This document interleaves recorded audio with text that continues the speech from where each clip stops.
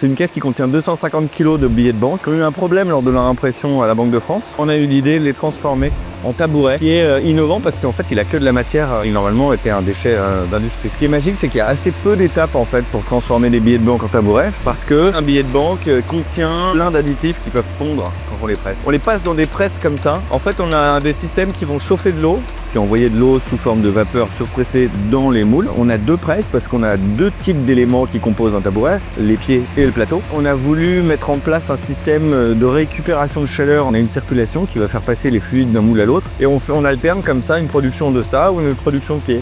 Ça justement c'est nos pesées. Ça c'est une portion qui va rentrer dans le moule pour faire un pied. À partir de ça, on obtient ça directement. Donc ça c'est avant moulage, ça c'est après moulage. Et le sac en lui-même, c'est directement le film qui est appliqué sur le billet de banque pour le protéger des intempéries. Ils en font quelques tonnes par an de déchets et nous on les capte pour prendre un tabouret. Dans notre processus, c'est pas du tout un problème les déchets, c'est nos solutions. Chez Maximum, on fait du surcyclage à l'échelle industrielle. Donc on va chercher de la matière première dans les bennes des industriels et à partir de ça, on compose des modèles de meubles qu'on va éditer toute l'année. Le tabouret s'appelle le BX, on le vend aujourd'hui 165 €. C'est un prix qui est élevé pour un tabouret et on n'est pas encore des fous de la cadence ici. Donc voilà, c'est le prix raisonnable auquel on peut le vendre.